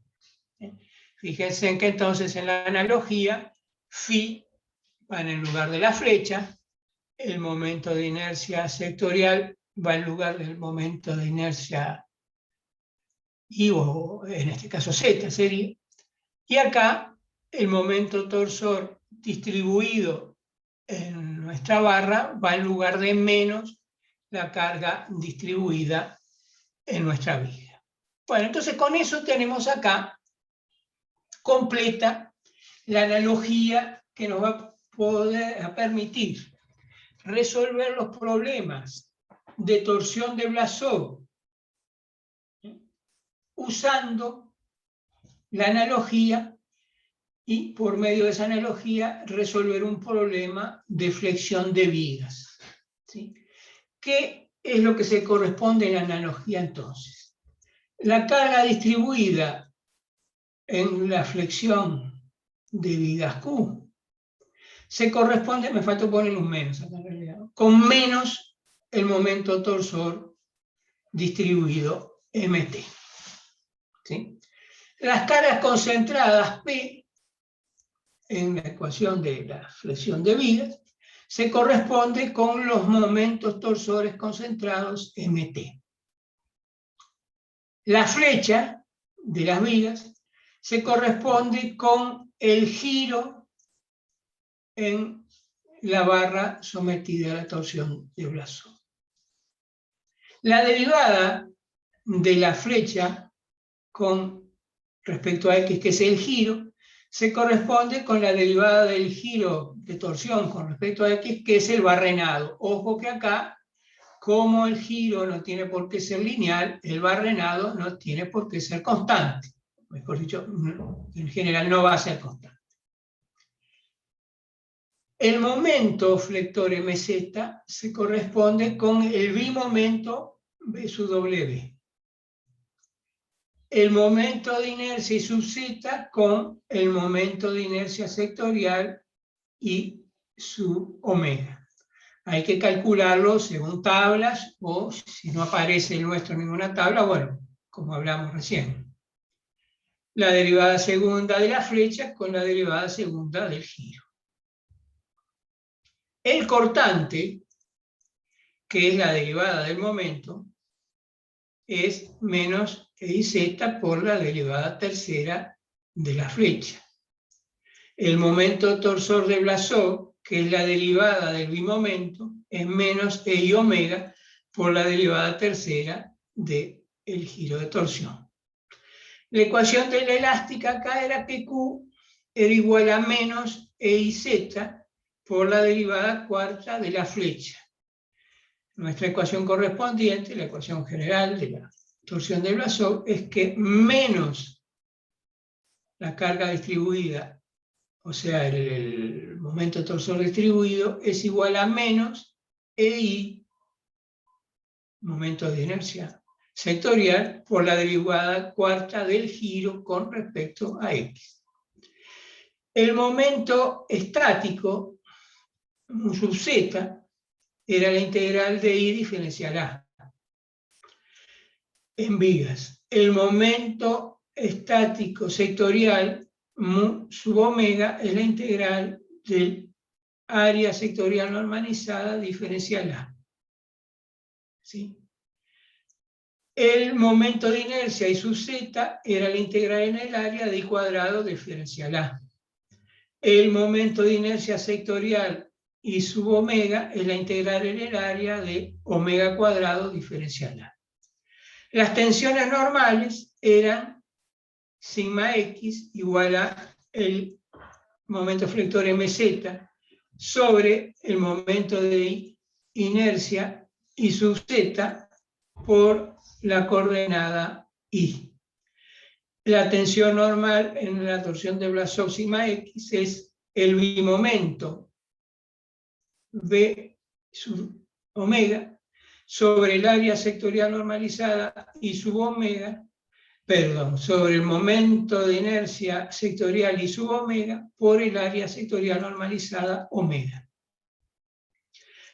Las tensiones rasantes, por la fórmula de Jurafsky, era el cortante BI sobre I sub z sobre el espesor por el momento estático mu sub I. Acá las tensiones rasantes, que también entonces responden a la fórmula esta de Jurafsky generalizada para la torsión de Blasov, es el momento torsor de Blasov, m sub omega, dividido el momento de inercia sectorial I omega, dividido el espesor por el momento sectorial sub omega. Fíjense en que son las mismas fórmulas y entonces uno resuelve un problema de torsión de Blasov resolviendo uno de flexión de vigas con esta analogía. Acá está dibujada cómo se hace la correspondencia en la analogía. Uno acá tiene la barra sometida a un momento torsor en MT minúscula, ahí dibujado, sometido a momentos torsores concentrados T, que tiene un giro. Este es el giro phi, no hay barrenado tita, este es el giro phi. Y después lo saqué de un libro que lo escribí así, pero esto es el giro phi. Y un momento de inercia sectorial y omega. Entonces uno pasa a una viga con cargas distribuidas iguales a MD. Cargas concentradas iguales a T. Tiene un momento de inercia igual a I sub omega. Y tiene una flecha igual al giro phi. Resuelve esta viga, haya las tensiones normales, haya las tensiones rasantes, así que vuelve para atrás y tiene las tensiones normales y las tensiones rasantes. Podría tener también, acá va a tener un diagrama de momentos flectores y un diagrama de cortante. Bueno, acá va a tener un diagrama, en lugar de momento flector, va a aparecer el bimomento. Va a tener un diagrama de bimomento. Por eso que el bimomento es una nueva solicitación. Y en lugar de un diagrama de cortantes, va a tener un diagrama de momentos torsores. Puede dibujar esos diagramas y puede entonces obtener las tensiones directamente acá, las tensiones normales y las tensiones rasantes. ¿Sí? Bueno, entonces vamos a hacer un ejemplo. Vamos a ver si lo terminamos y dejamos ya la clase acá. De aplicación de esto. Vamos a considerar, para que funcione, si el perfil fuera laminado, no nos va a dar el kappa. ¿Se acuerdan que hay que calcular un kappa para poder calcular tendría que estar entre 0 y 1/2, ¿se acuerdan? Para poder usar la torsión de Blasov pura y no la ecuación diferencial y resolverlo más fácil con la analogía esta que resolviendo la ecuación diferencial. Para eso... Una consulta, perdón. Sí. ¿Sabés que me quedó la duda justamente ahora que lo mencionás, ¿no? Es que la teoría que aplica, yo había entendido que era en función del kappa, ¿verdad? Claro, claro. El kappa de la viga. Sí. La cuestión es que en el ejemplo que mostraste recién, para Sí. una viga que tiene una torsión aplicada distribuida, digamos, un momento torsor distribuido, consideraste solo la torsión de Blasov. Sí. Entonces, realmente, o sea, no sé si es porque en el ejemplo el kappa... No, porque no es porque aplica siempre. No me quedó porque claro. ese problema es un problema de bimomento. ¿Ves la diferencia, no? Yo ahora voy a resolver un problema en el que voy a aplicar un momento torsor.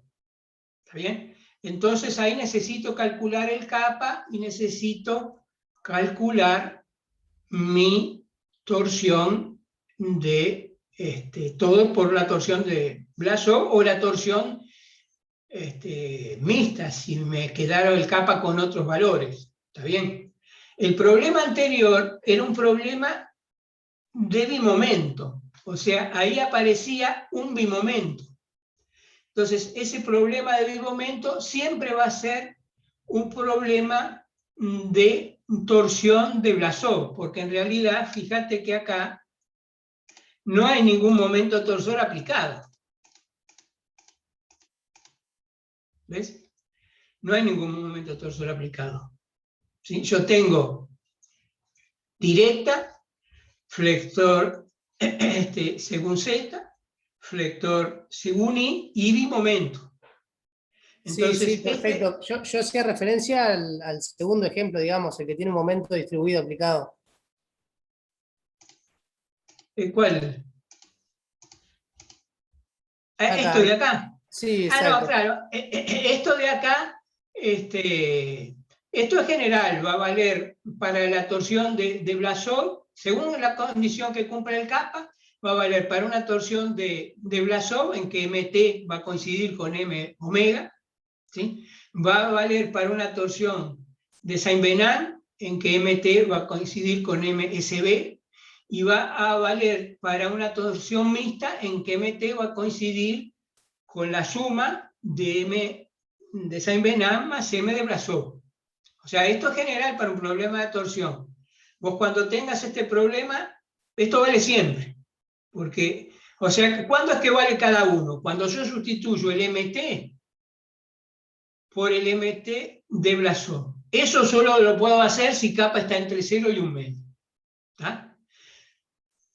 Un tipo de problema. Cuando yo sustituyo, pero esto vale igual, cuando yo sustituyo acá MT por M de Saint-Venant, solo lo puedo hacer si el kappa es mayor que 10. ¿Está bien? O cuando sustituyo MT por el M de Blasov más el M de Saint-Venant. Eso, en realidad, eso siempre lo puedo hacer, ¿no? Pero para no complicarme tanto, solo lo hago cuando estoy entre 1/2 y 10.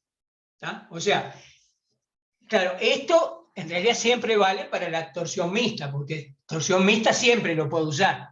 Lo que pasa es que la torsión mixta tengo que ir a la ecuación diferencial, que es siempre más complicado de resolver que poder usar Saint-Venant solo, que ya lo calculamos y era fácil, o poder usar flexión solo, que también ya lo calculamos en la teoría de vigas y eran fáciles.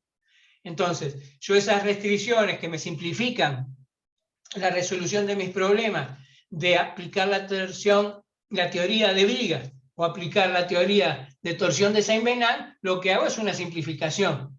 Y entonces digo, bueno, si el kappa S me quedó menor que 1/2, no me complico con la ecuación diferencial y lo resuelvo con la teoría de vigas. Es más fácil, evidentemente. Si el kappa es mayor que 10, no me complico con la ecuación diferencial y lo calculo con la torsión de Saint-Venant. También es más fácil. Ahora, si kappa está entre 1/2 y 10, bueno, tengo más remedio de que remangarme y ponerme a resolver la ecuación diferencial, y me va a dar trabajo y no me va a gustar, digo, porque no es una cosa a la que esté muy habituado. En cambio, haciendo esas dos simplificaciones en esos extremos, se me simplifica porque trabajo con cosas con las que yo estoy muy familiarizado. Pero, en realidad, uno siempre, la teoría esta general de la mixta vale siempre, ¿no? ¿Ah? Yo uso la aproximación, si querés, de Blasov o la aproximación de Saint-Venant para no meterme con la ecuación diferencial. ¿Ah? Pero podría usar siempre la mixta. Y esto es lo mismo, ¿no? Esto vale, si querés, para la mixta. ¿Ah? Pero cuando yo, digamos, ¿qué hago con la de Blasov? ¿Desprecio la de Saint-Venant? Bueno, la desprecio y ahí no aparece en el elemento. ¿Qué hago con la de Blasov? Con la de Saint-Venant. Desprecio la de Blasov. Entonces la desprecio y acá no me aparece. Pero en realidad esto es siempre para la mixta, que vale siempre, ¿no? Lo que hago yo al usarla cuando estoy entre 1/2 y 10 es porque no tengo más remedio, porque no tengo otra forma para eludir la ecuación diferencial. Pero el tema es ese, es que con qué aproximaciones yo puedo eludir resolver la ecuación diferencial. Fíjate nomás que si tuvieras una viga continua, ¿sí? Ahí, no sé si le pusimos en el práctico algún ejemplo de viga continua con la ecuación mixta. Ahí, si yo puedo usar la teoría de Blasov, paso a un problema hiperestático de una viga en flexión continua, empotrada y con un apoyo intermedio, si querés, y un empotramiento libre en el otro extremo. Eso, yo con las ecuaciones de la teoría de vigas lo resuelvo muy fácil, ¿no? ¿Ah? Es un problema hiperestático, lo resuelvo, después paso a calcular los diagramas de solicitaciones, que de ahí saco el diagrama de bimomento, dibujando el diagrama de flectores, y todo eso lo voy a hacer muy cómodo. En cambio, si tengo que resolver la ecuación diferencial, cuando tengo ahí un apoyo intermedio, ya ahí se me complicó, porque tengo, ¿viste?, una ecuación, tomar una ecuación diferencial antes del apoyo, otra después del apoyo, arreglar las constantes para que se cumpla la condición de continuidad en el apoyo intermedio, se me complica enseguida. O sea, cuando los ejemplos que nosotros vamos a poner, no sé si pusimos alguno de una viga continua, no me acuerdo, ¿sí? Creo que lo teníamos, al final lo sacamos para no complicarlos tanto, pero lo que quiero decir es eso, ¿viste? Los problemas se pueden complicar mucho en la torsión mixta. Entonces, esta aproximación de Blasov, si yo tengo una viga continua, claro, me simplificó la vida totalmente. Es mucho más simple, ¿no? ¿Ah? Porque ahí viste que tenés dos ecuaciones diferenciales, uno hasta del empotramiento a un apoyo y el otro del apoyo al otro borde libre o como sea. Y en cambio, en el otro vos resolvés la vida continua, como siempre, y calculaste el diagrama de momentos, y ahí ya tenés el diagrama de bimomento, y calculás las tensiones, y son las mismas tensiones normales y de Jurasque que tenías en la viga. Entonces es mucho más simple eso, ¿no? ¿Ah? O sea, de repente, porque no le pongamos en el práctico los problemas de vigas mixtas complicados, puede parecer, bueno, la viga mixta se puede resolver igual. Se complica en pila cuando ya nomás tenés una viga continua. Por eso es la idea de tratar de en los casos que podemos eludirlo, eludir. ¿Ah? ¿Quedó claro? Bueno, y entonces el ejemplo que vamos a hacer es este, que les decía, tenemos que verificar las condiciones, ¿sí?, Bueno, les cuento el ejemplo y dejamos acá. Y vemos las dudas que tengan. Dejamos acá. Pero para que se cumpla la condición, si acá yo tuviera, se tiene que cumplir la otra también. Se tiene que cumplir dos. Que en realidad yo en la transparencia pasada vi que tenía un error ahí. Ya vamos a marcarlo de las primeras. El número de la segunda condición, acá. Había puesto un décimo y es un quinto en realidad. Se tienen que cumplir dos condiciones. Una, que E sobre D sea menor que un décimo, y otra, que D sobre L sea menor que un quinto. Pero además, en nuestro caso, queremos que el kappa sea, acá estaba el kappa, creo, no, se lo pasé. El kappa sea menor, acá, megámetro, que un medio. ¿Sí? En el kappa está metido, anda por acá, la longitud de la viga, el J y el I omega. ¿Sí? Entonces, con un perfil, bueno, acá están, ¿se acuerdan? Los perfiles más o menos que están en cada región. Los perfiles de chapa de pared delgada, pero de chapa doblada en frío, este tipo, son los que funcionan bien con la torsión de Saint-Venant. Un perfil laminado va a estar en la torsión mixta. No hay longitud, porque si no, no se cumplen las condiciones de longitud que le sirva para que quede con la condición de torsión de Blasov. Entonces vamos a tener una viga de este tipo. Va a ser una sección C de chapa doblada en frío. Y creo que acá hay gente que trabaja con estas, creo que Pronto Metales o algo así, ¿no? Trabaja con chapas dobladas en frío. Y entonces las condiciones, por acá están dibujadas, acá está el kappa. El kappa da 0,457 menor que 0,5 y se puede usar la condición de Blasov. También se cumplen las otras dos que estaban marcadas antes. Entonces, bueno, este es el problema que vamos a ver la próxima clase, ¿sí?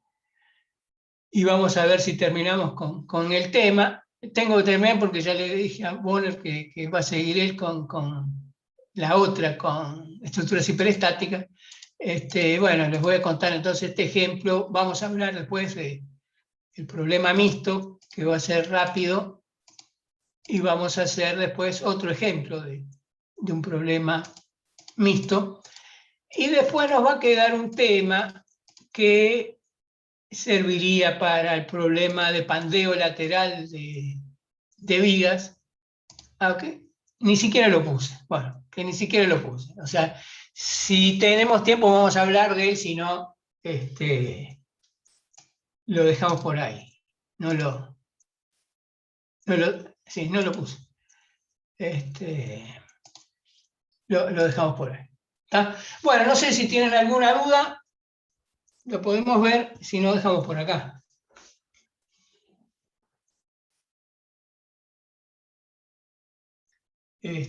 Bueno, si no tienen dudas, entonces dejamos por acá y el jueves vamos a ver si terminamos con el tema. ¿Está? Bueno, Ian.